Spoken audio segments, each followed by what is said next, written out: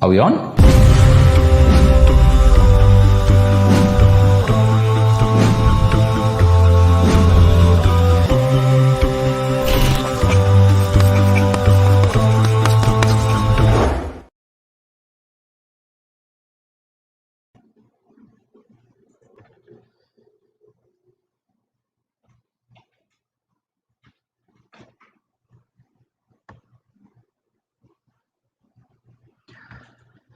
Bismillahirrahmanirrahim. Assalamu alaikum wa rahmatullahi wa barakatuhu. Welcome back to our Friday night show. क्या हाल चाल हैं आप सब लोगों के? उम्मीद है आप सब लोग खैरियत से हैं और सर्दियां एंजॉय कर रहे हैं. I am back in Karachi. Lahore की ट्रिप से लाहौर में बड़ी मज़ेदार सर्दी थी और आज कराची में भी सर्दी ज़रा बढ़ गई है. So I hope you guys are staying warm. I hope you guys are taking whatever necessary precautions need to be taken to keep yourself safe. चाहे वो कोविड हो, चाहे वो सर्दियां हो, चाहे वो किसी भी तरह की नुकसानदेह चीज़ें हो. अल्लाह सुब्हानहू व तआला आप सबको और हम सबको अपनी हिफाजत में रखे. I'm actually seeing all the comments coming over here to all those who are saying assalamu alaikum wa alaikum assalam wa rahmatullahi wa barakatuhu. As usual, give me a thumbs up if you can hear me clearly so that I can know कि आपको मेरी आवाज़ अच्छी तरीके से आ रही है और बेहतरीन तरीके से आ रही है. आज का टॉपिक भी बहुत इंटरेस्टिंग है माशाल्लाह. आपके इनपुट की भी ज़रूरत होगी इंशाअल्लाह ताला. कुछ बातें मैं करूँगा, कुछ बातें आप करेंगे और जो हमारे फ्राइडे नाइट शो की खासियत है इंशाअल्लाह ताला उसको आगे लेके चलेंगे. So I hope you guys can hear me correctly. बहुत से लोग अपने नंबर दे रहे हैं. जी नहीं, मैं इंटरेस्टेड नहीं हूँ आपको फ़ोन करने में ज़िशान अली भाई. सो अपना नंबर ना डालें वरना बहुत से लोग आपको तंग करेंगे. फ्राइडे नाइट शो इसलिए नहीं है. तो जज़ाकल्लाह खैर. Joke aside, I hope you guys are all doing good. अल्हम्दुलिल्लाह. आज का जो हमारा टॉपिक है थोड़ा ज़रा कंट्रोवर्शियल है, लेकिन हम बात करेंगे उसके ऊपर इंशाअल्लाह ताला. जेंडर क्राइसिस, इसके ऊपर काफ़ी चीज़ों के ऊपर हम बात करेंगे इंशाअल्लाह ताला. क्या बेसिस है, क्या वजह है जिसके ऊपर मैं ये बात करने पर मजबूर हो गया हूँ? क्या हुआ है रिसेंटली जिसकी वजह से हमें ये बात करने की ज़रूरत है? अच्छा, काफ़ी लोगों का एक एतराज़ होता है जिसको मुझे एड्रेस करना बहुत ज़रूरी है. लोग बोलते हैं भाई वाईसी के स्पीकर्स क्यों हर ट्रेंडिंग टॉपिक पे बात करने की कोशिश करते हैं? क्या वजह है कि वो जो टॉपिक चल रहा होता है उस पर बात करना ज़रूरी होता है? देखिए, सबसे पहले तो मैं ये बात वेरी क्लियरली कहता हूँ कि जो लोग खाली पोस्टर्स को देख के ये बात को जज करते हैं, उनकी गलतफहमी दूर करने के लिए ये बहुत ज़रूरी है कि वो हमारे लेक्चर्स भी सुनें. हम आज की सोच को समझते हुए, आज की ज़हनियत को समझते हुए, आज के लोगों की बात को समझने के अंदाज़ को समझते हुए हम चीज़ों की जो है मेथोडोलॉजी को एक्वायर करते हैं. आप ये देखिए कि अल्लाह के रसूल सल्लल्लाहु अलैहि वसल्लम ने जब माउंट सफ़ा पे खड़े होकर लोगों को दावत दी, वो क्या तरीका था कि वो राइज था लोगों में ताकि उन लोगों को बुलाया जा सके. वो उस तरीके को पहचानते थे कि कोई बहुत ही अहम बात हो रही है. तो जो तरीका उनके बीच में राइज था, अल्लाह के रसूल सल्लल्लाहु अलैहि वसल्लम ने उस तरीके को अपनाया और लोगों को जमा किया ताकि उनको तौहीद की दावत दे सके. जो भी टॉपिक चलता है, लोग चाहते हैं कि उसके ऊपर क्लैरिफिकेशन मिले और बहुत से लोग हैं जो हमारा जेन्युइनली शुक्र अदा करते हैं, हमें थैंक यू कहते हैं कि देखिए आपने इस पे बात कर दी और हमें कुछ क्लैरिफिकेशन मिली इस बारे में. या अगर क्लैरिफिकेशन नहीं थी तो कम से कम कोई आवाज उठाने वाला तो था उन इश्यूज के ऊपर बात करने के लिए. चूंकि हम यूथ के ऊपर काम कर रहे हैं, हमारा फोकस यूथ की तरफ है, तो हम उन इश्यूज के ऊपर बात करते हैं जो कंफ्यूजन यूथ जिसके अंदर टैंगल्ड है, फंसी हुई है, और ये बहुत जरूरी है. और इन टॉपिक्स के जरिए हम पूरी कोशिश करते हैं कि हम तौहीद की दावत को, कुरान और सुन्नत की दावत को, जो मनहज है, जो मेथोडोलॉजी है, जो जरूरी बातें हैं जिन पे की जा सकती हैं, हम उनके ऊपर बात करें और इन्हीं के जरिए जो है हम लोगों को एक नॉन लेक्चर स्टाइल में बातों को समझा दें. आज का जो टॉपिक है, इसको बात करने की वजह यह है, सॉरी मैं आप लोगों के कमेंट्स को शेयर करना भूल गया, क्योंकि ये आपका अपना शो है. जो बहुत से लोग हैं, I give you shout out. जो लोग बात कर रहे हैं, लैला अर्जुमन कह रही हैं अस्सलाम वालेकुम. वालेकुम अस्सलाम व रहमतुल्लाहि व बरकातुहू. अहमद कश्मीरी कह रहे हैं अस्सलाम वालेकुम. वालेकुम अस्सलाम व रहमतुल्लाहि व बरकातुहू. इसी तरह से शेख तलहा कह रहे हैं वालेकुम अस्सलाम. वालेकुम अस्सलाम. जो मेरे सवाल, एहतशाम कह रहे हैं अस्सलाम वालेकुम. वालेकुम अस्सलाम सर. अमीन खान कह रहे हैं अस्सलाम वालेकुम और बहुत से लोग कह रहे हैं सलाम. एहतशाम कह रहे हैं sir I am from Chennai. अल्लाह सुब्हानहू व तआला हम सब मुसलमानों की मदद करे, अल्लाह सुब्हानहू व तआला हमें लोगों की हिदायत का ज़रिया बनाए। जो लोग सलाम कर रहे हैं सबको वालेकुम अस्सलाम, अल्लाह सुब्हानहू व तआला की रहमत नाज़िल हो आप सब लोगों के ऊपर। हम अपने टॉपिक का आगाज़ करने चाहते हैं, इस्लामिक डायरेक्शन सोशल टीवी पूछ रहे हैं कैसे हैं सर आप? अल्हम्दुलिल्लाह, अल्लाह का फ़ज़ल है, अल्लाह ताला का करम है, अल्हम्दुलिल्लाह अला कुल्ली हाल। इसी तरह से बहुत से लोग हैं जो पूछ रहे हैं कि सर जो है अल्हम्दुलिल्लाह एवरीथिंग गुड, वालेकुम अस्सलाम। और इसी तरह से दुरा नयाब भी कंफर्मेशन भेज रही हैं कि उनको आवाज़ आ रही है। विशेस फ्रॉम पुणे, अल्लाह पाक सेहत वाली लंबी उम्र दे, आमीन व इय्याक। Okay fine, voice is good, अल्हम्दुलिल्लाह। चलिए जी, लेट्स जो टॉपिक है उसके ऊपर बात की जाती है। रिसेंटली मैं आपके सामने एक इंफॉर्मेशन शेयर करता हूं कि अभी एक ट्वीट आई, I am not going to name the person, unnecessary इनको पब्लिसिटी मिलेगी, बट यूएस के हैं and very verified Twitter account से उन्होंने बात की कि यूएस जो है $10 मिलियन पाकिस्तान को भेज रहा है, किस लिए? जेंडर प्रोग्राम्स को फंड करने के लिए। अच्छा, सवाल ये उठता है कि बहुत से लोग जो लिबरल ख्यालात के हैं और वो ये समझते हैं कि वो हमारे खैर ख्वाह हैं और उनको फंड करने की इसलिए ज़रूरत है क्योंकि यहाँ पे बहुत सी नाइंसाफियाँ होती हैं जेंडर रोल्स के नाम पे। नो डाउट अबाउट इट कि हमें ये समझना ज़रूरी है कि देखिए, बातिल बातिल जो होता है वो कहीं ना कहीं कोई ना कोई जस्टिफाइड रीजन को अपनी वजह बना के अपने बातिल को फैलाने की कोशिश करता है। And I am going to be very straightforward, चाहे लोगों को बुरा लगे लेकिन हमें हक बात कहनी चाहिए, चाहे कितने लोगों को नाराजगी लगे, चाहे कितने लोगों को बुरा लगे। अब ये जेंडर प्रोग्राम्स को फंड करने के लिए उनका क्या इंटरेस्ट हो सकता है? इसका मतलब ये है कि बहुत सी मार्चेस होंगी, बहुत से लॉबी बनेंगे, बहुत से इस्लामिक लॉस के ऊपर बात होगी, उनके ऊपर एतराजात होंगे, कंट्री के लॉस को एडजस्ट किया जाएगा, ट्रेडिशनल स्कॉलर्स के ऊपर एतराज किया जाएगा, ये बोला जाएगा कि सारे मर्द हैं और मर्द की नजर से चीजों को डिटर्मिन करते हैं, इसलिए हमें जो है चीजों को रिवाइज करने की जरूरत है। और जो फैमिली सिस्टम है उसको जो है चेंज करने की बात की जाएगी, चूंकि शादी के निजाम के ऊपर एक कंफ्यूजन क्रिएट कर दी जाए, इसी तरह से जेंडर रोल्स के ऊपर कंफ्यूजन क्रिएट कर दी जाए कि एक इंसान औरत बनना चाहता है तो वो औरत बनेगा। यहां तक कि उन्होंने ये तक डिसाइड कर लिया कि अगर एक बच्चा एक उम्र के अंदर आके ये बात डिसाइड करता है कि वो एक लड़की बनना चाहता है या लड़की ये डिसाइड करे कि वो लड़का बनना चाहता है, तो उसको सर्जरी के थ्रू उसकी ये ख्वाहिश पूरी की जाएगी। अब ये कितनी खतरनाक बात है, अभी कितनी खतरनाक बात है। मैं आपके सामने वापस से किस्सा शेयर करता हूं, शायद मैंने आपके सामने शेयर किया ना किया हो। मेरे सेशंस में क्लास में आते हुए एक बहुत ही मशहूर और जानने मानने और जो है एक अथॉरिटी समझे जाने वाले आईटी के एक शख्स आए और उन्होंने बताया कि देखिए हमें एक प्रपोजल आया और वो प्रपोजल था बाहर से फंड हो रहा था और बहुत हेफ्टी अमाउंट दे रहे थे, बहुत बड़ी अमाउंट दे रहे थे, और वो ये कह रहे थे कि देखिए आप मोहब्बत की बात करें, कंपैशन की बात करें, लव की बात करें। तो उन्होंने बोला देखिए इसमें कोई तफसीलात मौजूद नहीं है, क्या वजह है, आप इतना फंड करने की जरूरत है, इसका डिटेल तो भेजे इसकी। जब डिटेल कुछ अरसे बाद आई तो देखा उसमें किस तरह से मोहब्बत और कंपैशन के नाम पर ऐसी चीजों को प्रमोट करने की बात की जा रही थी जो बिल्कुल गैर इस्लामी है, जो कि होमोसेक्सुअलिटी की तरफ जो है एक नरमी क्रिएट कराना, चाहे वो किसी तरह से ट्विस्ट करके लोगों को ऐसी बातें करना कि लोग जो है कंपैशन दिखाएं और मोहब्बत के नाम पे ये बात बोले कि देखिए दो मर्द अगर आपस में मोहब्बत करते हैं, दो औरतें अगर आपस में मोहब्बत करती हैं और जिनसी ताल्लुक रखना चाहती हैं तो ऐसा इसमें क्या बुराई है, इस्लाम को क्या एतराज है इसमें।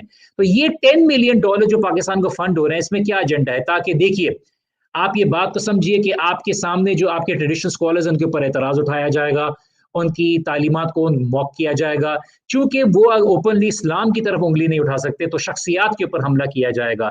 अच्छा, मैं आपके सामने एक सिनारियो रहता हूं कि अप्रैल 2015 में 2015 में एक ओलंपिक गोल्ड मेडल विनर थी जो ब्रूस जेनर उनका नाम था, और उन्होंने पब्लिकली ये बात को डिक्लेयर कर दी कि वो अब जो है एक ट्रांसजेंडर औरत हैं, और वो उन्होंने एक इंटरव्यू में बात का इजहार कर दिया कि आज से मैं अपने आप को एक मेल डिटर्मिन करूंगी, मैं जो हूँ क्या कहते हैं अपने आप को ये नहीं कहना चाहती कि सॉरी मैं अपने आप को एक फीमेल डिटर्मिन करूंगी और मुझे जो है शी के प्रोनाउन से डिटर्मिन किया जाएगा, बुलाया जाएगा। और एक एक लहर दौड़ गई, एक लहर आ गई, तमाम चैनल्स ने इसको वो कर दिया और सवाल उठना शुरू हो गया कि क्या जेंडर डिस्फोरिया के देखिए जो कंफ्यूजन है लोगों में, क्या इसको अकोमोडेट किया जाएगा, क्या इसको ट्रीट किया जाएगा? क्या कोई शख्स अपने आप को आइडेंटिफाई करता है किसी भी वजह से कि देखिए पैदा तो वो मर्द हुआ है लेकिन सोसाइटी ने उसको ये मर्द की ख्यालात डालने की कोशिश की, लेकिन वो अंदर से एक औरत है, अंदर से वो औरत है, तो क्या वो सर्जरी के जरिए अपने आप को चेंज कर लेगा? क्या ये एक socially construct set of roles हैं जो सोसाइटी ने डिटरमिन किए हैं कि देखिए जो आदमी है वो तो बाहर काम करेगा, औरत घर में रहेगी, औरत का काम है घर संभालना, आदमी का काम है पैसे, या क्या, या इस तरह से कि देखिए कि औरत जो है वो इस तरह के कपड़े पहनती है, मर्द जो है वो इस तरह के कपड़े पहनता है? क्या ये सब चीजें सोशली डिटरमिन की गई हैं या वाकई में इसका कोई फितरी रोल है? लेकिन ये जो चीजें कंफ्यूजन क्रिएट कर दिया गया, इसके ऊपर हम इंशाअल्लाह बात करेंगे कि सोसाइटी में ट्रांसजेंडर की क्या जो है उसकी उसका उसकी उसकी उसकी जगह है। हमेशा एक बात देखिए, जब वेस्ट में भी इस मुहिम को चलाया गया तो इस तरह से एक चीज को स्टार्ट किया गया, सबसे पहले सिंपैथी क्रिएट की गई कि देखिए जो लोग हैं असल में ये तो बेचारे हैं, ठीक है, but agreed for the fact कि देखिए उनके साथ जुल्म होता है।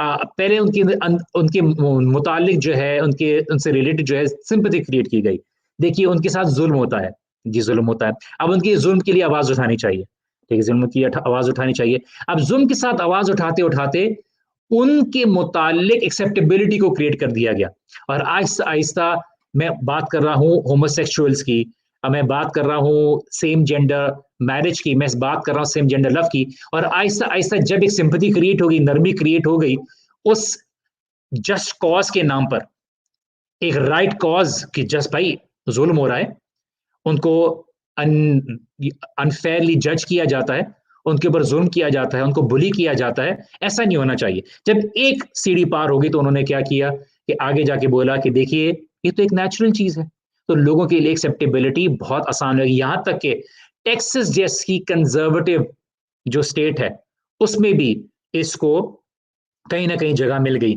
हम बात कर रहे हैं जेंडर रोल्स की, इसी के साथ साथ आपके कुछ कमेंट्स भी लेंगे और बात करेंगे कि इस प्रमोशन में एक कंफ्यूजन क्रिएट की जा रही है और आहिस्ता आहिस्ता आपके मुसलमान मुल्कों में भी इस चीज को दाखिल किया जा रहा है, और ये फंडिंग इसी के नाम पे है कि देखिए बात तो हो रही है कि आप जो है सोशल कंस्ट्रक्ट की बेसिस के ऊपर बात करते हैं कि जो जेंडर रोल है वो बेसिकली सोसाइटी डिटर्मिन करती है। आप जो इस्लाम के बेसिक सोर्सेस हैं उनके ऊपर सवाल उठाना शुरू कर दें, देखिए इस्लाम इज वेरी क्लियर, और अल्लाह ताला ने जो कुरान उतारा है, अल्लाह के नबी सल्लल्लाहु अलैहि वसल्लम को भेजा है, वो इसीलिए भेजा है ताकि आपको हक वाजे रहे बातिल के अगेंस्ट, और इसलिए आप अल्लाह ताला से दुआ करते हैं। लेकिन अगर आपने कुरान के साथ कोई ताल्लुक नहीं जोड़ा हुआ, आपकी फाउंडेशंस कमजोर है, तो आप इजीली गिवन कर देंगे। बात करते हैं कि जेंडर जो है एक स्टेट ऑफ माइंड है। बात करते हैं कि देखिए जेंडर इज लाइक किसी तरह, जिस तरह से आप कलर चूज करते हैं, जिस तरह से आप अपना मील चूज करते हैं, जिस तरह से आप फ्लाइट चूज करते हैं, इस तरह से आपको जेंडर भी अपना पसंद करने का राइट है। ये क्लैरिफिकेशन होना बहुत जरूरी है, क्योंकि अगर आपकी सोसाइटी में ये कंफ्यूजन क्रिएट हो गई और अगर आप ये नहीं समझ रहे इसके खतरे को, तो फिर आपकी सोसाइटी में कोई मॉरल बेसिस नहीं रहेगी, आपके पास शादी की कोई सिस्टम की बेस नहीं रहेगी, क्योंकि शादी की सिस्टम की बेस नहीं रहेगी तो औलाद की और आगे आने वाले जनरेशन की जो बेसिक मॉरल फैब्रिक के ऊपर जो सोसाइटी बिल्ड होती है वो खतरे में रह जाएगी। और जब उसके बारे में नहीं रहेगा तो फिर क्या सही है क्या गलत है, क्या डिटर्मिन किया जा सकता है, इसके बारे में कुछ बता नहीं जा सकता। देखिए हमें बात बतानी चाहिए, समझनी चाहिए कि जेंडर अल्लाह सुब्हानहू व तआला ने बिल्कुल क्लियर किया हुआ है कि देखिए सूरह नजम में भी जिक्र किया है, और इसको मैं इंशाअल्लाह ताला जिक्र करता रहूंगा कि अल्लाह सुब्हानहू व तआला कुरान में क्या फरमाते हैं। अल्लाह सुब्हानहू कुरान में फरमाते हैं वलैसा ज़करु कल उनसा, कि एक male is not the male is not like the female.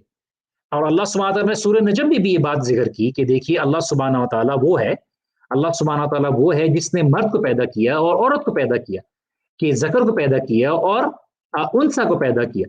किस लिए? कि देखिए आपके लिए ये बात क्लियर है कि दो जेंडर्स हैं, इनको सोसाइटी में एक रोल दिया गया है, और जब तक वो अपने रोल को सही तरीके से अदा करेंगे वो उस माशरे में चलने का, एक निज़ाम का एक सिलसिला सही तरह से उसको चलाने की का रोल प्ले करेंगे। लेकिन जब ये रोल में खलत-मलत आ जाएगा, इस रोल के अंदर कन्फ्यूजन आ जाएगा, तो बहुत सी ऐसी कन्फ्यूजन्स हैं जो जन्म लेंगी। मैं थोड़े से आपके कुछ कमेंट्स ले लेता हूँ, आपकी फीडबैक ले लेता हूँ, इसके इंशाल्लाह तो इसके साथ-साथ जो है हम बात को आगे ले लेते हैं। अस्सलाम वालेकुम वरहमतुल्लाहि वबरकातुहू। How do we give questions and participate in this show? I have a question but it's not related to this topic, but I like your answer on it. Sure sister Maria Tariq, आप अपना question post कर सकती हैं। जब मैं open करूंगा इंशाअल्लाह ताला आपके लाइव कॉल्स को अंदर लेने के लिए अपने शो में, तो इंशाअल्लाह ताला आप तब बात कर सकते हैं। मैमूना कंवल कह रही हैं, these westerners are slowly and steadily poisoning the Muslim ummah. Yes, exactly. And the reason why is because they want to eliminate the very foundations जो आपकी दीन के ऊपर बेस्ड है। तो जब आपकी फाउंडेशंस नहीं होंगी क्लियर, तो जाहिर सी बात है आप जो है कंफ्यूजन में डूबे रहेंगे, और फिर आपके लिए किसी को, जो भी अथॉरिटी होगी, उसको आपको किसी भी डायरेक्शन में ले जाना बहुत आसान हो जाएगा। Yes, I got shocked when Dr. Drake said he'll sell his soul to the devil. इस तरह की we should follow the rules of Allah subhanahu wa ta'ala, not make our own. Exactly. अच्छा, बात कर लेते हैं। अक्सर जेंडर रोल्स की कंफ्यूजन में बात आती है कि जो हमारे पास ट्रांसजेंडर की बात होती है कि देखिए उनका क्या रोल है, फला क्या है, या इस्लाम क्या कहता है। मैं देखिए विदाउट गेटिंग टू बुकिश और basically getting too much into terminologies, ऐसी बात नहीं है कि आपके दीन ने इस बारे में कोई बात की नहीं है या फुकहा ने इस बारे में कोई बात नहीं की है। हमारी सोसाइटी में थर्ड जेंडर का एक कंफ्यूजन क्रिएट हो गया है कि देखिए एक शख्स होगा, वो पैदा तो मेल हुआ है लेकिन उसने अपने आप को कपड़े पहनना शुरू कर दिए हैं।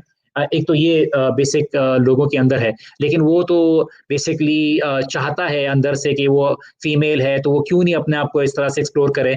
और इस तरह से कुछ लोग हैं जो किसी बाय बर्थ किसी इश्यूज की वजह से इस तरह के होते हैं, या वो बाय चॉइस आगे उनके कुछ ऐसी खसलतें होती हैं जिसकी वजह से वो अपने आप को ऐसी जेंडर में अपने आप को कंसिडर करते हैं, या उनके अंदर किसी तरह का कोई इम्बैलेंस हो जो बाद में जाहिर बात है जाहिर हो जाए।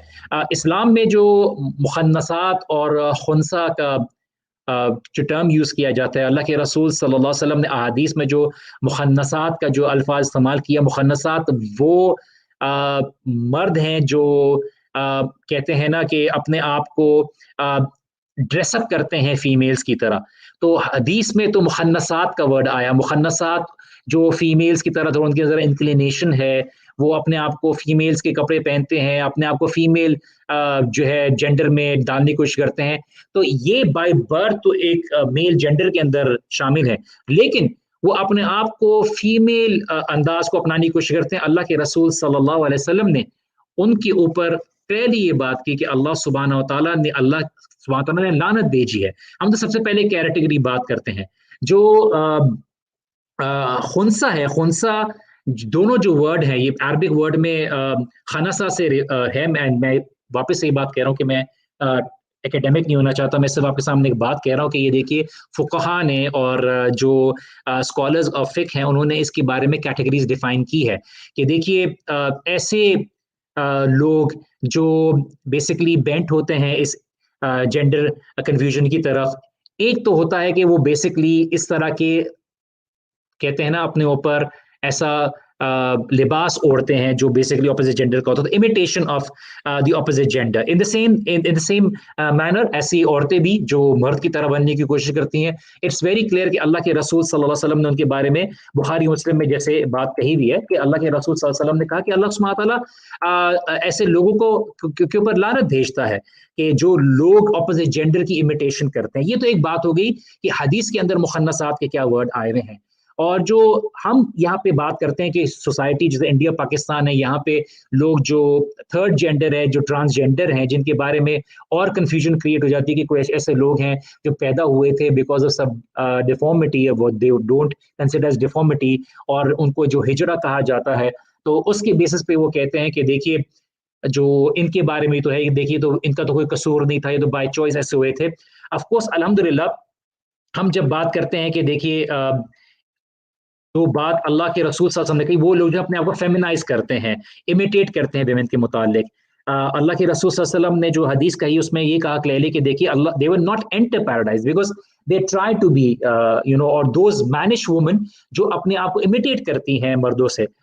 इसीलिए काफी अलग टर्मिनोलॉजी भी आई है। अल्लाह के रसूल सल्लल्लाहु अलैहि वसल्लम ने ऐसे लोगों को जो इमिटेट करते हैं औरतों की तरह, उनको औरतों की गैदरिंग में बैठने से मना किया। ये तो बात हो गई।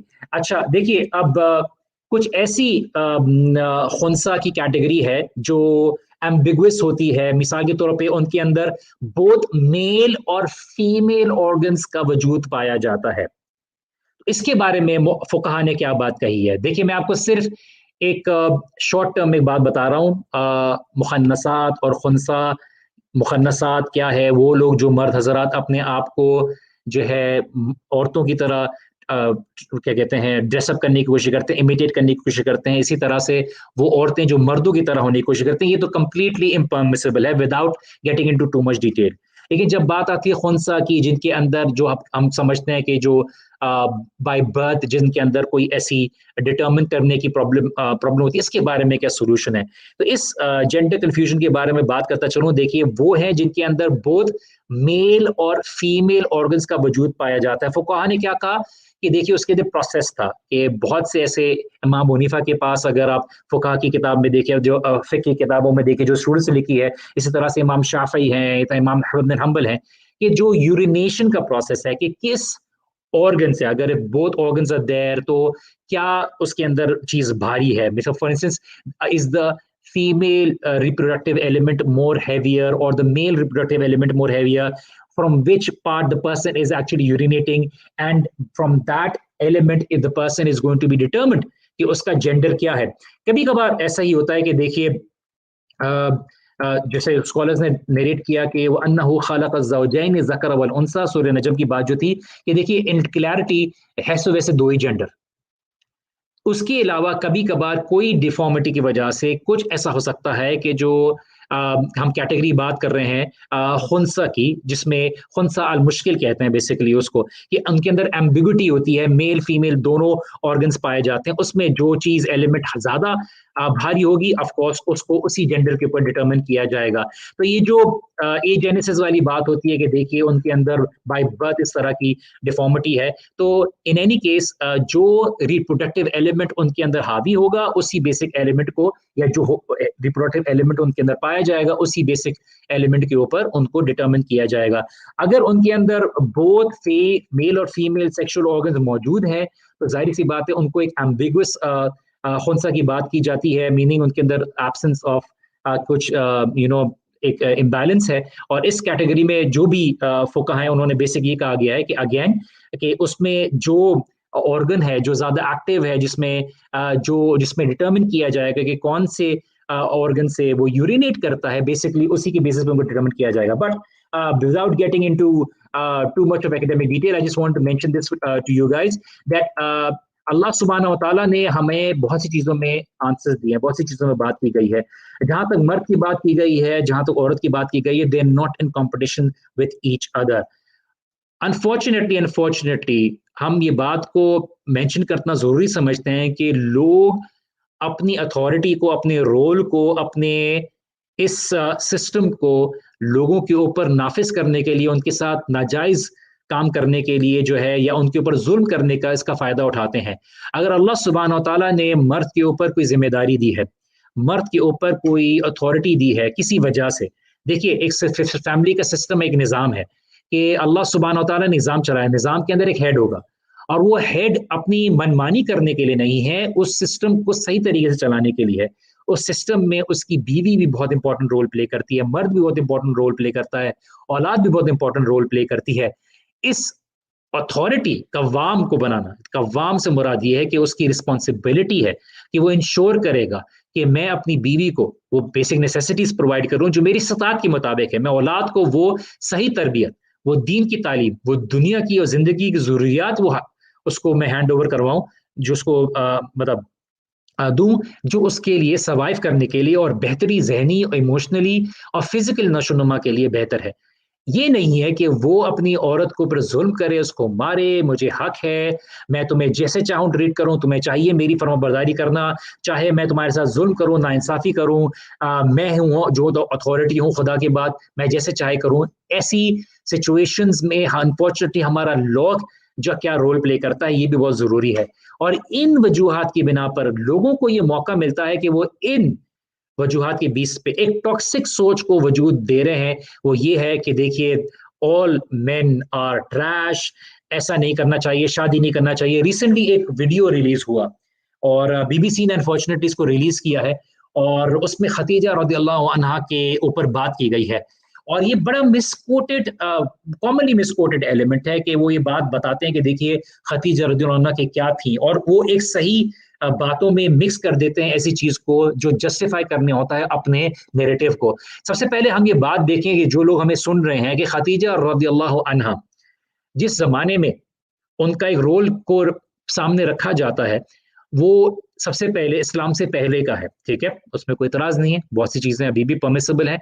लेकिन मैं सिर्फ एक अंदाज के साथ आपको बताता चलूं कि खतीजा रदियल्लाहु अन्हा के बारे में कि देखिए वो बिजनेस करती थी। यस, वो बिजनेस करती थी। क्या वो खुद जाती थी बिजनेस करने के लिए? नहीं।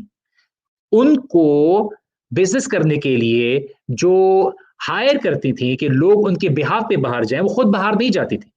she was able to have financial ability because of her father and of her husband.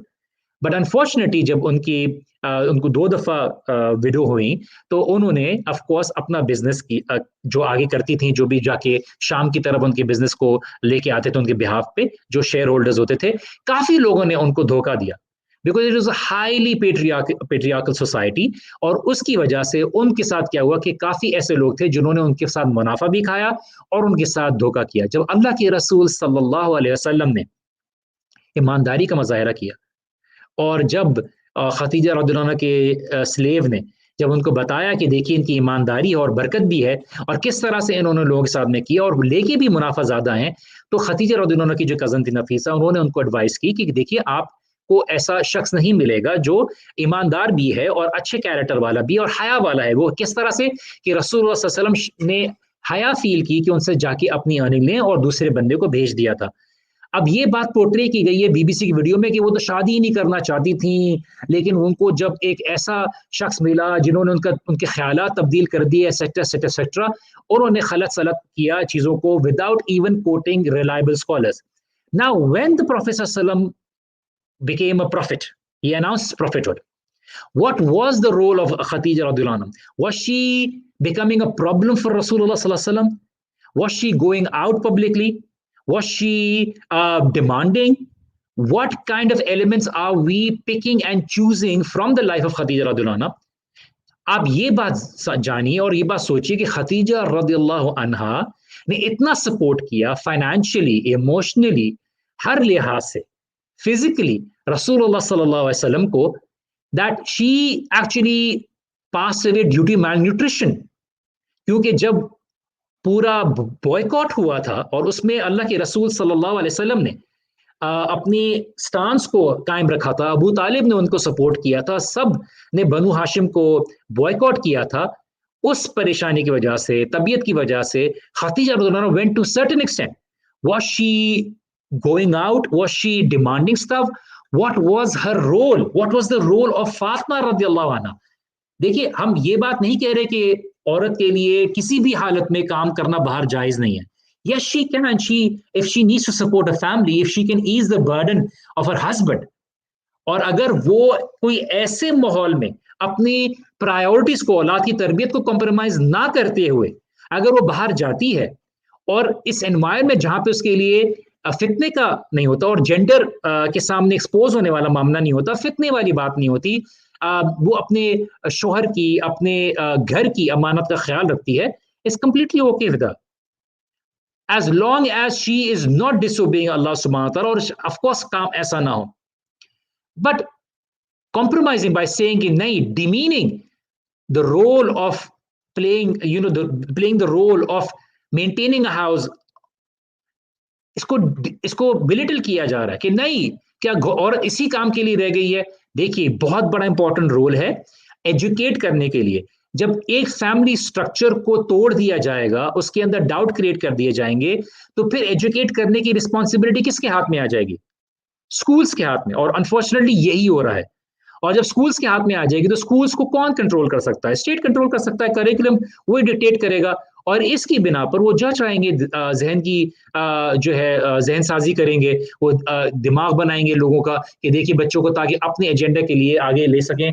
इसलिए हमें बात समझने की जरूरत है कि they are only two rules and these two rules perfectly work together in a permissible manner based on the sharia of Allah subhanahu wa ta'ala, कि इनका इंटरेक्शन कैसा होना चाहिए ताकि आगे जाके जो नस्लें हैं वो महफूज रहें। आप जिन के रोल्स और डिक्टेशन की बात को बेसिकली एज अ क्राइटेरिया लेते हैं, उनकी सोसाइटी का मॉरल स्ट्रक्चर क्या है आप कोट करते हैं, लेकिन जो बात है कि असल में जो इंटरनली उनका क्या हालत है, क्या उधर कोई किसी को ये नहीं पता कि अनफॉर्चुनेटली कि उनका अब्बा कौन है, और उनकी सिंगल मदर स्ट्रगलिंग हो रही है, सिंगल फादर स्ट्रगलिंग हो रही है, बहुत से बच्चों को नहीं पता, इलेजिटिमेट चिल्ड्रन पैदा हो रहे हैं। Unfortunately under the guys of women's rights it has reached to a certain extent or extreme where even a man does not have a voice। क्या ये बैलेंस क्रिएट करने के लिए कि अल्लाह सुब्हानहू व तआला के दीन से बेहतर किसी ने गाइडेंस नहीं दी? Yes, you can adopt certain things which do not contradict the deen of Allah subhanahu wa ta'ala. But we need to understand what role are we playing in terms of being able to invest in our hereafter. कुछ comments ले लेते हैं, इंशाल्लाह ताला आपके feedbacks को ले लेते हैं, फिर इंशाल्लाह ताला मैं लिंक भी शेयर कर दूंगा। देखिए, we need to understand one thing that Sabah Keri, literally BBC channels display this, why they portray that thing which they have no knowledge of। Because देखिए, हमें ये बात समझने की ज़रूरत है कि they are on an agenda. आज आपके पास जो मीडिया है बहुत बड़ा सोर्स है in terms of making you develop a perception. और अगर आप कॉन्स्टेंटली न्यूज़ चैनल्स देखते हैं, कॉन्स्टेंटली मीडिया से रिलेटेड है, constantly you believe in what ever is being shown on the social media, तो ऑफ कोर्स आप फिर कन्वीनियंटली बहुत गलिबल हो जाएंगे और बहुत आराम से उन बातों को मान लेंगे जो आपको बताई जा रही हैं। लेकिन अगर आपकी बेसिस और आपका फुरकान कुरान है, जिसको कुरान को जो फुरकान कहा गया है, फर्क करने वाली चीज, तो फिर आपके लिए बेसिस रहेगा। लेकिन आप under the guys of sympathy, आपके लिए फिर होमोसेक्सुअलिटी भी रहेगी, फिर आपकी डीपीज भी चेंज होंगी रेनबो में, और इसके अलावा बहुत सारी ऐसी बातें हैं।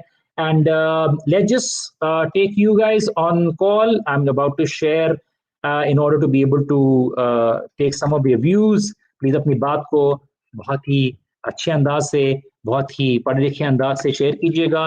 और जो है मैं कोशिश करूंगा बहुत लिमिटेड लोगों को लूँ, ताकि आप लोगों के कॉल्स को लिया जा सके, उसके साथ साथ आप लोगों की राय को भी सामने लिया जाए।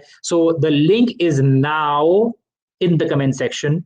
You can click on it and be a part of it. Yes. Again, yes. So we are basically talking about a gender crisis. Unfortunately, there are so many people. हर चीज का एक एक्सट्रीम होता है। ये नहीं कहा जा रहा कि देखिए जो मूवमेंट्स में जो लोग खड़े हो रहे हैं, उनका जो स्टांस है टोटली गलत है। टोटली गलत से मुराद कि उनके जो कॉजेज हैं, जो बेसिक वो क्लेम करते हैं, जिन रीजंस को वो उठाते हैं, वो बिल्कुल ही बेसलेस हैं। नहीं, मैं हमेशा आपको बात बताता हूँ, फिरौन की अगर आप एग्जाम्पल सुने, तो जब उसने अपने लोगों को मूसा अलैहिस्सलाम के खिलाफ करने की कोशिश की, तो उसने क्या कहा कि ये हमारे लोगों को गलत रास्ते पे ले जाना चाहता है, ये लोगों को हमारे सही तरीके से दूर करना चाहता है। तो फिरौन भी ये बात समझ रहा था कि वो सही हक पर है। जरूरी नहीं कि बातिल ये बात को इंटेंशनली ये बात को जानता हो और ये बात को मानता हो कि मुझे पर्पसली करना है। बहुत से लोग इस मूवमेंट्स की गलतफहमी में आके ये बात समझते हैं कि देखिए वो सही काम कर रहे हैं, लेकिन वो चूंकि उनकी फाउंडेशन कुरान और सुन्ना की बेसिस पे नहीं होती, दीन की तालीमात पे नहीं होती। अल्लाह सुब्हानहू व तआला ने दीन कोई डाउटफुल अंदाज में नहीं उतारा, या उसको क्लैरिटी के बगैर नहीं उतारा कि आपके पास कोई बेस ही ना रहे, कि आपके पास कोई सही बात करने की, गलत बात करने की कोई बेस ही ना रहे, और आपको आखिरत में अल्लाह ताला के सामने कहते हैं कि देखिए मुझे तो हक बात वाज़ेह नहीं था। इसलिए हम ये बात कहते हैं, रीड कुरान, चार्ज योर ईमान। just the promotion of my friend. Let's just take one of the callers. Assalamu alaikum wa rahmatullahi wa barakatuh. Sister Durrani, आप क्या चाल हैं आपके? क्या कहना चाहेंगी? वालेकुम अस्सलाम। मेरी आवाज़ सही आ रही है? जी, जी, आ रही है। जी, मैं ये कहना चाह रही हूँ कि जितने भी जिन वर्ड्स के साथ हमारे पास क्राइसिस आ रहा है, चाहे वो जेंडर क्राइसिस हो, चाहे वो हमारे दूसरे आइडेंटिटी क्राइसिस हो, वो सब के सब हमारे इस्लाम से दूरी के ही बेसिस पे हैं।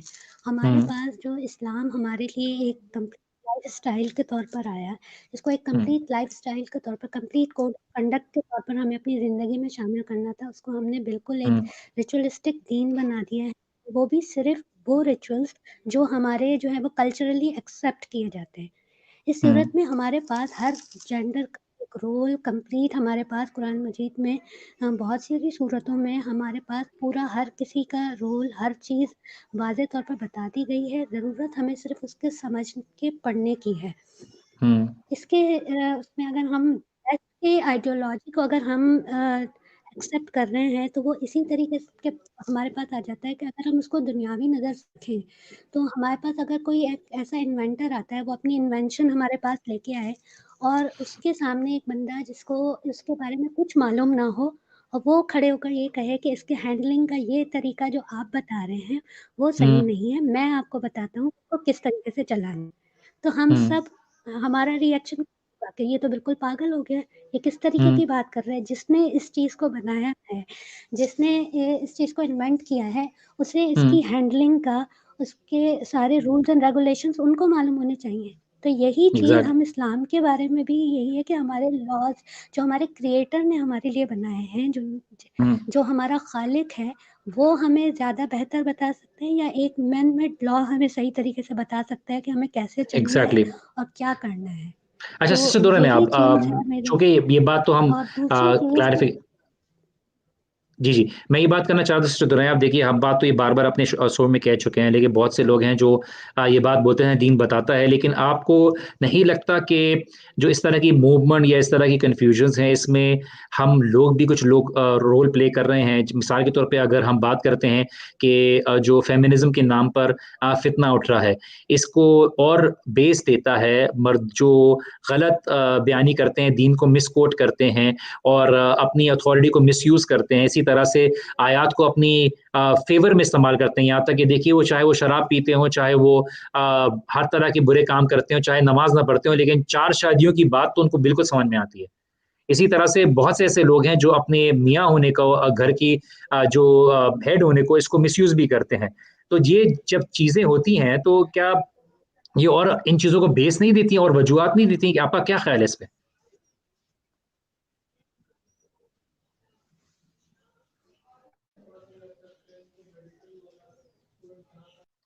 आपको आवाज़ आ रही है मेरी?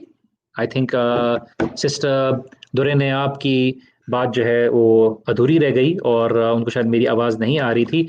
अच्छा देखिए बात यहाँ की जाती है कि काफ़ी लोग एतराज़ करते हैं कि देखिए हम जो जेंडर रिलेशंस है और जो जिस तरह से मर्द का रोल बताया गया है, जिस तरह से औरत का रोल बताया गया है, जिस तरह से औरतों को चीज़ें डिक्टेट की गई हैं, ये हम 7th सेंचुरी नॉर्म्स जो अरेबिया में होते थे उसकी बेसिस पे नहीं किया जा सकते हैं और इसके मामले में तमाम जो बेसिस हैं जो जिसके ऊपर मुसलमानों का इजमा है इसके ऊपर इज्तिहाद की ज़रूरत है और एट द सेम टाइम जब अपने बारे में कोई चीज़ पिक करनी होती है यहाँ तक बात करनी होती है कि देखिए अल्लाह के रसूल सल्लल्लाहु अलैहि वसल्लम तो ऐसे करते थे वहाँ पे अपनी कन्वीनियंट उठा लिया जाता है देखिए जैसे सिस्टर दुर्रे ने आप एक बात कह रही थी कि अल्लाह सुब्हान व तआला हमारा खालिक है और अल्लाह सुब्हानहू व तआला खाली खालिक नहीं है, अल्लाह सुब्हानहू व तआला हमारे लिए जो है हिदायत देने वाला भी है।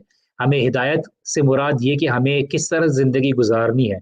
कब्र में जो सवाल होगा कि तुम्हारा दीन क्या है? तुम्हारा दीन क्या है? वो दीन यही है कि तुम्हारा दीन क्या अल्लाह की सुब्हानहू व तआला की किताब से था?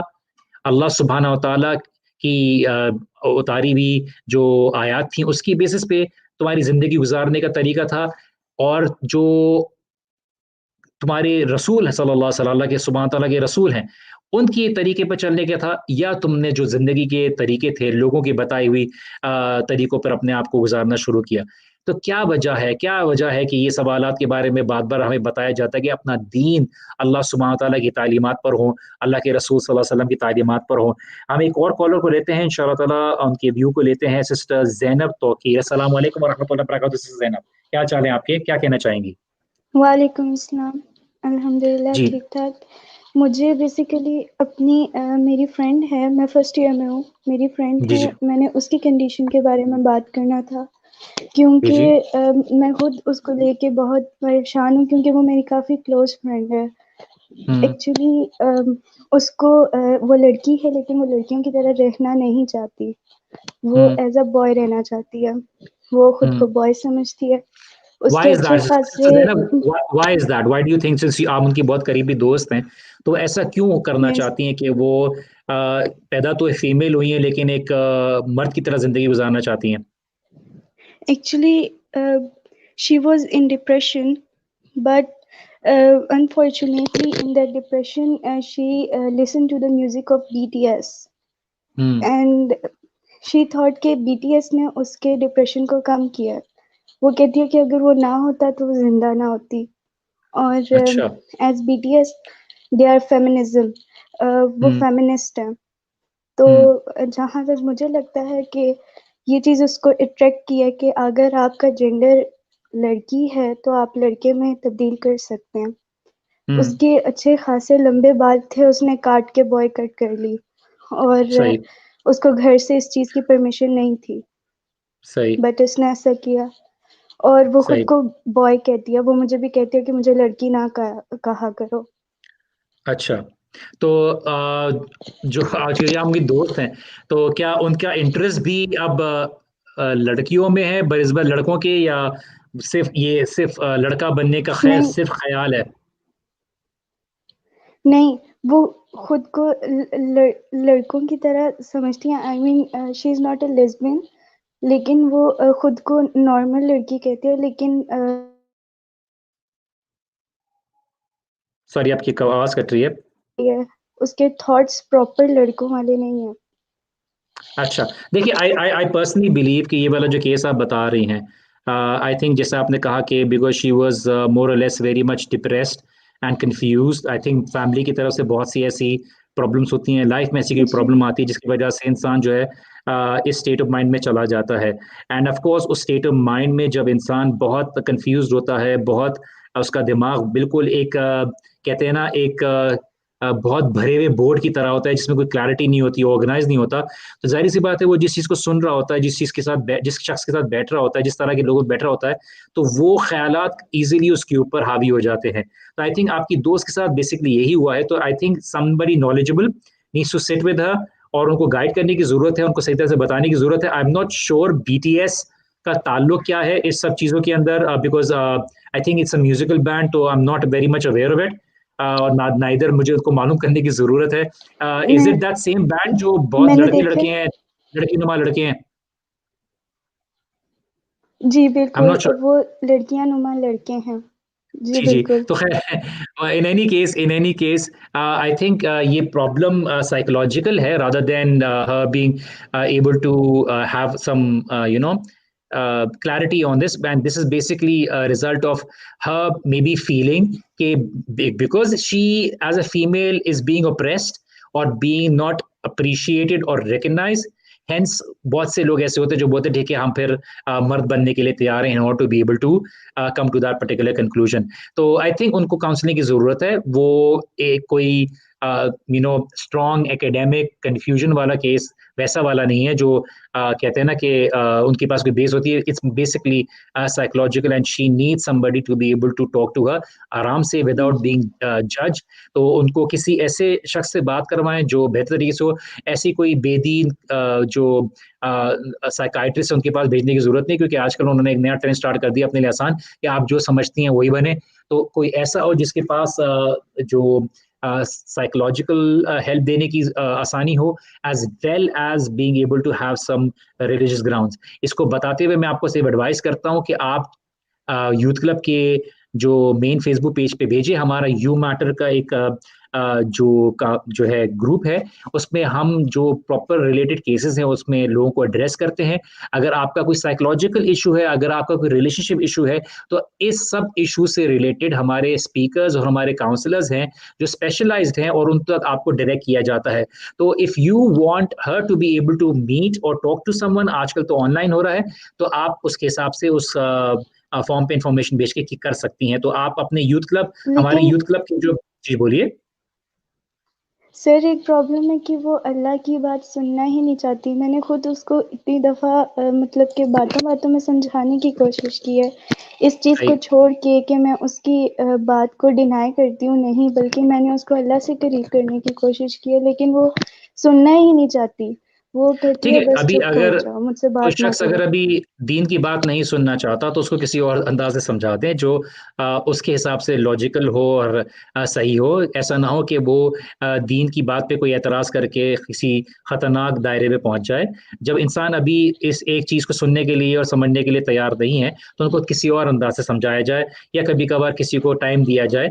और देखिए, बात यहाँ पे हो रही है कि अगर हर किसी ने अपनी अर्ली कन्फ्यूजन की वजह से अपना जेंडर ऑपरेशन या सर्जरी के जरिए चेंज करा दिया, बाद में उनको ख्याल आया कि ओप्स, अब तो ये मसला है, तो क्या होगा। और यही बात शायद शैतान की कुरान में है कि वो अल्लाह सुब्हानहू व तआला की नाशुक्रे होंगे अक्सर इंसान, कि वो अपने कान काटेंगे, अपनी तख्लीक को बदलने की कोशिश करेंगे। जिस तरह से अल्लाह सुब्हानहू व तआला ने इंसान को पैदा किया है, दे will not be happy with the way Allah has created them. और अल्लाह ताला ने कुरान में ये बात के लिए बोली है कि देखो, कि दूसरों की तरफ उस तमन्ना की नज़र से ना देखो कि अल्लाह सुब्हानहू व तआला ने उनको क्या दिया है। अगर मर्दों को अल्लाह सुब्हानहू व तआला ने कोई खासियत दी है, तो वो औरतों को नहीं देखनी चाहिए कि देखिए ये खासियत हमें भी चाहिए। और अगर औरतों को कोई खासियत दी है अल्लाह सुब्हानहू व तआला ने, जो कि आजकल कुछ खवातीन कहने लगी हैं कोई खासियत दी नहीं है, सारी खासियत तो मर्दों को दी है, तो ऐसी बात नहीं है। आपको वही खासियत चाहिए जो मर्दों को खासियत दी गई है, तो फिर इसका मतलब है कि आप सिर्फ और सिर्फ उस कन्फ्यूजन का शिकार हैं, जो आप एक जेंडर की रोल में आना चाहती हैं, लेकिन उसके बेनिफिट्स लेना चाहती हैं, लेकिन उसकी रिस्पॉन्सिबिलिटी लेना नहीं चाहती। तो I think she need somebody who needs to counsel her, talk to her properly. And I think अगर आप यूथ क्लब के इनबॉक्स में करेंगे मैसेज, तो आपको फिर यू मैटर काउंसिल की तरफ डायरेक्ट किया जाएगा, और जो भी अप्रोप्रिएट इंडिविजुअल होगा वो आपको गाइड करने के लिए मदद करेगा इंशाअल्लाह ताला। हम दूसरे कॉलर को ले लेते हैं, बिकॉज आज thank you so much Zainab for coming on the show, and I hope I was able to help you to a certain degree. आज हमने जेंडर क्राइसिस के ऊपर बात की है. I know we just want to be able to raise the issue and be able to talk about it. कुछ चीजें मैंने बात की, कुछ चीजें कम कॉलर्स आज ले सका हूं मैं आज. हम एक और कॉलर को ले लेते हैं ताकि फिर इंशाअल्लाह ताला कंक्लूजन कर देंगे आज के शो का. हमारे साथ है मिस ब्रदर तलहा. अस्सलाम वालेकुम व रहमतुल्लाहि व बरकातहू. क्या चाल है ब्रदर तलहा, क्या चाल है, कैसे हैं आप? आपकी आवाज नहीं आ रहा, आपने म्यूट किया अपने आप को. वालेकुम अस्सलाम रहमतुल्लाहि व बरकातहू. जी भाई, आप खैरियत से हैं? अल्हम्दुलिल्लाह जी. क्या कहना चाहेंगे? अल्हम्दुलिल्लाह सर, मुझे सबसे पहले तो जो आपने जेंडर क्राइसिस का आज का टॉपिक रखा है उसके बारे में ये कहना है कि जब आपका आज मैंने ये पढ़ा कि जेंडर क्राइसिस के बारे में आपका शो है, तो मेरे साथ मेरे कुछ गेस्ट आए हैं कनाडा से मेरे घर पे. तो उन्होंने कहा कि हमारे बच्चों को बाकायदा वहाँ ऑनलाइन क्लासेस चल रही हैं, वो लोग यहाँ क्लासेस लेते हैं. तो उन्होंने कहा कि वेस्ट में जो है बाकायदा इसके लिए पूरी स्कूल के अंदर एक सेपरेट क्लास दी जाती है जेंडर जेंडर क्राइसिस के बारे में. लेकिन वो बिल्कुल आपकी क्लास के बिल्कुल ऑपोजिट है, आपके टॉपिक के बिल्कुल ऑपोजिट है कि जेंडर चेंज के लिए वहाँ लोगों को बताया जाता है, male to male, female to female gender का उनको गाइड किया जाता है इस बारे में. तो मेरा ख्याल है कि वेस्ट को तो नहीं पता, लेकिन हमारे मुसलमानों को तो अल्हम्दुलिल्लाह पता है कि कौम लूत, हजरत लूत अलैहिस्सलाम की कौम के साथ क्या हुआ था. यही सब वो लोग करते थे और उन पे अल्लाह का किस तरह अजाब आया था.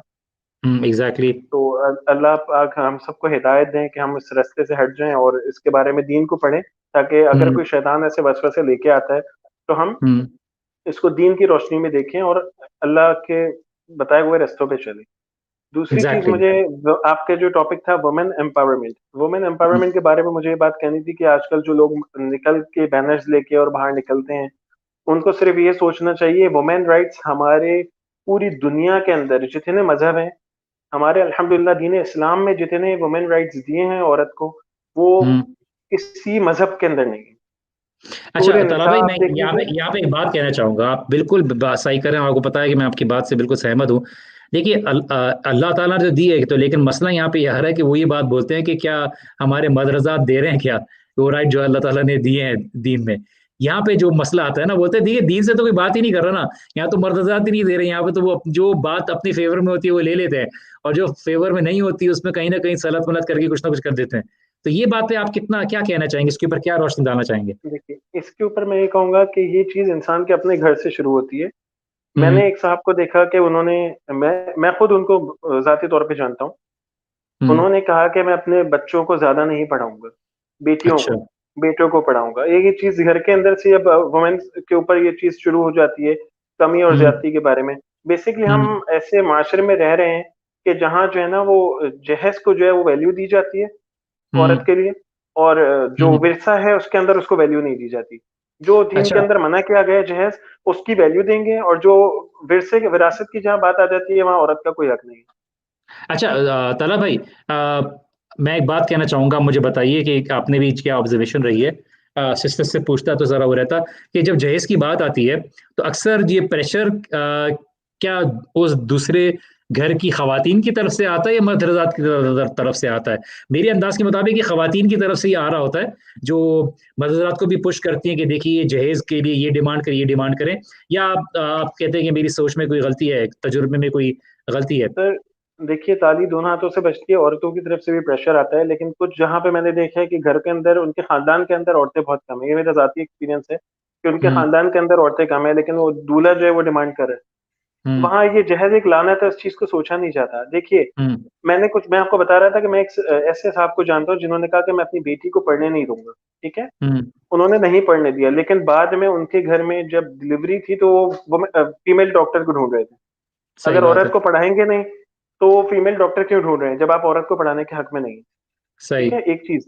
दूसरा ये कि हमारे, मैं आपको बता रहा था कि हमारे इस्लाम के अंदर जितनी भी वुमेन्स राइट दिए गए हैं औरत को, माशाअल्लाह, कि पर्दा, किसी मजहब के अंदर पर्दे का हुक्म नहीं दिया गया, लेकिन हम्म। हमारे मजहब के अंदर क्यों दिया गया है? क्योंकि हम एक सोना, जितना भी गोल्ड हो जाए, डायमंड हो जाए, हम उसको छुपा के कवर करके रखते हैं। इसी तरह हमारी हम्म। औरत को भी सोने की, डायमंड की वैल्यू से भी बहुत ज्यादा वैल्यू दी गई कि उसको कोई हम्म। नामहरम ना देखे।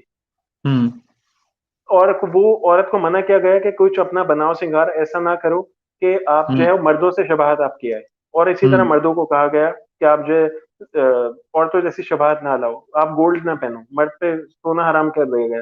वो सही। इसीलिए कि वुमेन्स के राइट दिए गए ज्यादा। सही। इस चीज को खवातीन को समझना चाहिए कि वुमेन राइट सबसे ज्यादा, वुमेन एम्पावरमेंट हमारे दीन ने उनको दी है, अगर वो उसको सही तरीके से इस्तेमाल करें अगर हो और जाए, सोचें। लेकिन अक्सर ऐसे जी। लोग हैं तला भाई, कि वो ये वाली राइट्स चाहते नहीं, वो वही राइट्स चाहते हैं जो सोसाइटी डिटर्मिन कर रही है उनको, और वो राइट्स जो वो मेल डोमिनेंस या मेल रोल पे अपने आप को लेके आ सकें। और एक्चुअली आहिस्ता आहिस्ता, मैं आपको ये बात बता रहा हूँ, शायद कुछ लोगों को बुरा लगे, कि ये एक्चुअली ये इक्वालिटी की क्लेम से, इक्वालिटी की आवाज से ये सुपीरियोरिटी की तरफ ले जाया जा रहा है। यहाँ तक कि जब इस बात को, यहाँ तक भी जो इस्लाम ने जो हकूक दिए हैं मर्दों को भी तो हकूक दिए ना, जब उसको सप्रेस कर दिया जाएगा तो फिर हर लिहाज से, हर तरह से सोसाइटी में जो अपनी जो डिमांड्स हैं उनको बनाया जाएगा, और जिस तरह जाएंगे कि कराया जाएगा। और इसलिए ये इसके ऊपर बात करना बहुत जरूरी है। ताला भाई, आखिरी बात कुछ करना चाहेंगे, फिर इंशाल्लाह ताला मैं कंक्लूजन करता हूँ जी। मैं बाकी कुछ बातें करना चाहता था, लेकिन माशाल्लाह आपने कुछ उसमें पॉइंट्स दिए, और सिस्टर दूर नयाब ने जो पॉइंट्स माशाल्लाह दिए हम्म। हैं। हम वही बात है कि हम अल्लाह को और दीन को अच्छे तरीके से समझ के अल्लाह के बताए हुए रास्तों पे चलें, हमारे प्यारे नबी सल्लल्लाहु अलैहि वसल्लम के बताए हुए रास्ते पे चलें, तो हमारे लिए जिंदगी आसान होती जाएगी। वरना जो है, ये कोरोना सिर्फ एक सैंपल है, एक एग्जाम्पल है हम लोगों के लिए। अल्लाह पाक हम हम्म। सबको हर वबा से बचा के रखे, हर मुसीबत आमीन। परेशानी से बचा के रखे। हमारे प्यारे आमीन। नबी सल्लल्लाहु अलैहि वसल्लम की अपनी उम्मत के लिए जो तहज्जुद में दुआएं थी, उसके जरिए हम शायद बचे हुए हैं, वरना कौम लूत का और बाकी कौमों का हाल सबने देखा है और पढ़ा है। और जिन्होंने नहीं एग्जैक्टली। पढ़ा वो पढ़ सकते हैं। अल्लाह हम सबको हिफाजत में रखे। आमीन। आमीन। जज़ाकल्लाह आमीन। खैरन। जज़ाकल्लाह खैर। भाई। ताला भाई, इंशाल्लाह ताला हम बाकी बहुत ओपिनियंस को भी लेते हैं। बहुत सी ऐसी बातें बहुत से लोग कहना चाह रहे हैं। अच्छा देखिए, हम बात करते हैं कि असल जो वार है शैतान का, वो है कि माशरे में एक तो शिर्क फैलाना तो है ही है, फहाशी भी फैलाए। और अल्लाह सुब्हान व तआला कुरान में ये बात क्लियरली बता चुके हैं कि देखो, अ, शैतान तुम्हें जन्नत से महरूम ना कर दे, जन्नत से निकालने में कामयाब ना हो जाए, जिस तरह से तुम्हारे माँ बाप को निकालने में कामयाब हुआ था। वो किस तरह से कि उनको अल्लाह सुब्हानहू तआला की नाफरमानी की तरफ लेके गया था, और नाफरमानी की तरफ लेके गया था तो ज़ाहिर सी बात है सबसे पहले क्या हुआ था कि गैर कुदरती चीज़ हुई थी कि उनकी शर्मगाह एक दूसरे से, जो उनके प्राइवेट पार्ट्स थे वो ज़ाहिर हो गए थे।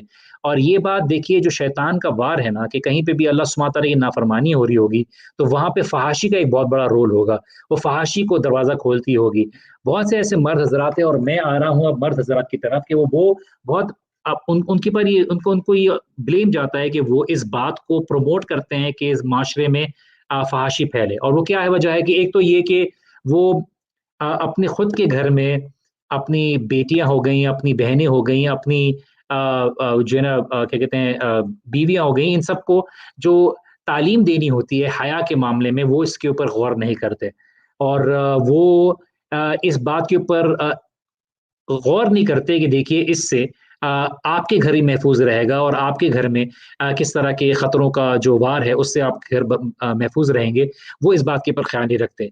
दूसरा जो तरीका है वो बेसिकली इस चीज़ को प्रमोट करते हैं और गैरत की के मनफी काम करते हैं कि वो ईज़िली पसंद करते हैं इस बात पे कि वो खुद औरतों के साथ और मिक्स गैदरिंग में मिक्स हों, चाहे वो मुस्लिम हो, नॉन मुस्लिम हो, अपनी बीवियों को भी लेके जाएँ, खुद भी जाएँ, दूसरी की बीवियों के साथ भी बहुत कैजुअली बात करें। ये एक चीज़ हमारी सोसाइटी में बढ़ती हुई नज़र आ रही है। कुछ ऐसे हैं मुसलमान मर्द जो व्हाइट नाइट का रोल प्ले करना शुरू कर देते हैं, बोलते हैं नहीं जी, ये जो फेमिनिज़्म कह रही है, जो कह रही है मैं करूँगा, इनको सपोर्ट करूँगा, जो गलत इमोडस्ट एक्शंस हो रहे हैं इसको करूँगा।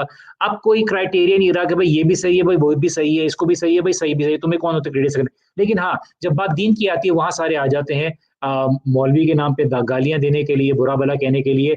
कुछ ऐसे भी हैं जो अ, ऐसी औरतों के बारे में जो पर्दा करती हैं, उनके बारे में बुरा-भला कहने की कोशिश करता हूँ। मैं अक्सर ऐसे ग्रुप्स में देखता हूँ, कमेंट्स पढ़ता हूँ कि वो लोग जो ऐसी ख़वातीन हैं जिन्होंने दीन का काम किया है, कर रही हैं और बापर्दा होके कर रही हैं, उनको बुरा-भला कहते हैं, उनके ऊपर मीम्स बनाते हैं, उनके ऊपर मज़ाक बनाते हैं। और कुछ ऐसे हैं जो जस्ट औरतों के साथ नॉन महरम औरतों के साथ मिक्स होने के लिए, उनके साथ फ्री होने के लिए जस्ट फ्रेंड्स का के लेवल के अंडर काम करते हैं। और इस वजह से जो है सोसाइटी के अंदर मिसयूज़ भी होता है, बहुत से लोग प्रमोट भी करते हैं, तो मर्दों के ऊपर भी रिस्पॉन्सिबिलिटी आती है, हर जेंडर के ऊपर रिस्पॉन्सिबिलिटी है और अपनी औलाद को क्या तरबियत देते हैं। इसलिए बहुत से ऐसे हैं जो अपना मॉडेस्टी का लेवल ड्रॉप कर देते हैं, अपने इस वुमेन्स लिबरेशन की जो इस तरह की मुहिम होती हैं जिसके अंडर बहुत सारे ऐसे चीज़ों को इंजेक्ट किया जाता है सोसाइटी में ताकि कन्फ्यूजन रहे और सोसाइटी के अंदर at the end of the day उनको एक्सेस रहे औरतों की तरफ, because it's not that the US government wants liberation of women. मेरी बात को गौर देखिएगा, ऐसा नहीं है कि यूएस चाहता है औरतों की आज़ादी, बल्कि जैसे एक स्कॉलर ने बहुत सही बात कही, वो चाहता है इस आज़ादी को कि उसको एक्सेस औरतों की तरफ रहे। इस बात को याद रखिएगा, मैं बार-बार इस बात को कहता हूँ कि ये जो ताकतें हैं ये इसलिए नहीं चाहती कि आज़ाद हो जाएँ आपकी औरतें, बल्कि आपकी औरतों की तरफ उनका एक्सेस, उनको उनको फ्रीडम मिल जाए, वो ये चाहते हैं ताकि वो जिस तरह से चाहें उनको मैनिपुलेट कर सकें, चाहे वो कोई प्रोडक्ट बेचना हो, चाहे वो कोई कंपनी में इस्तेमाल करना हो। क्योंकि वो औरत के दिमाग में ये डालना चाहते हैं कि अगर तुम अपने मियाँ की फरमाबरदारी करोगी, तुम्हारे लिए गुलामी है, लेकिन अगर तुम अपने बॉस की कंपनी में अगर फरमाबरदारी करती हो तो तुम्हारे लिए वो बहुत ही बड़ी लिबरेशन है। अगर तुम घर में काम करती हो और औलाद की तरबियत पे काम कर रही हो, ये तुम्हारे लिए बहुत ही ऑपरेशन है, ये तुम्हारे को दबाया जा रहा है। लेकिन अगर तुम आज़ाद हो के अपने आप को शादी के जो बंधन से आज़ाद करके अपने आप को घर की जिम्मेदारियों से आज़ाद करके अगर बाहर जाके किसी कंपनी में काम करती हो तो ये तुम्हारे लिए बहुत बड़ी कामयाबी है। देखिए, कामयाबी तो हमारे लिए असल वो है जो अल्लाह सुब्हानहू व तआला की बताई हुई कामयाबी है। और अगर हम इस कामयाबी के अलावा कोई और कामयाबी या इसके अंदर जो कामयाबी नहीं आती, इसके अलावा हम कोई और कामयाबी हासिल करने की कोशिश करेंगे, तो हमारे लिए सिर्फ़ और सिर्फ़ खसारा है और सिर्फ़ डूबने का नतीजा है। इंशाअल्लाह ताला इसके ऊपर और मज़ीद बात करेंगे कभी और। आज सिर्फ़ मैं इस टॉपिक को छेड़ना चाह रहा था, देखना चाह रहा था कि क्या आपका रिस्पॉन्स है। इंशाअल्लाह ताला फिर कभी मिलेंगे। अभी टाइम खत्म होता जा रहा है शो का। इंशाअल्लाह ताला नेक्स्ट शो में नेक्स्ट टॉपिक के साथ अपना ख़ास ख्याल रखिएगा। मुझे और मेरी टीम के मेंबर्स को और मेरे तमाम भाइयों को जो भी दीन का काम कर रहे हैं, कहीं भी कर रहे हैं, अल्लाह ताला उनको इखलास अदा करे। अल्लाह ताला हम सबको इखलास अदा करे। अल्लाह ताला से दुआ करें कि अल्लाह ताला हमें हमारे मकसद में कामयाब करे और अल्लाह ताला अपने मुजाहिदीन में हमें शामिल रखे जो बातिल के सामने खड़े रहें और बातिल को फैलने से रोकें। अल्लाह सुब्हानहू व तआला हम सबका हामी और नासिर हो। अल्लाह सुब्हानहू व तआला तमाम मुसलमानों की मदद करे, तमाम मुसलमानों के हालात को बेहतर करे, हमें फितनों से महफूज रखे। अल्लाह ताला हमारी गलतियों को, कम इल्मियों को माफ़ करे। अल्लाह ताला हमारे दीन में हमारी ज़िंदगी गुजारने का हमारा निजात का ज़रिया बना के रखे, ईमान की हालत में हमें मौत अता करे और अल्लाह सुब्हानहू व तआला हमें कामयाब लोगों में शामिल कर दे। इंशाअल्लाह ताला नेक्स्ट शो में मुलाकात होगी। अपना ख़ास ख़्याल रखिएगा, दुआ में याद रखिएगा। टिल देन अस्सलामु अलैकुम व रहमतुल्लाहि व बरकातुहू।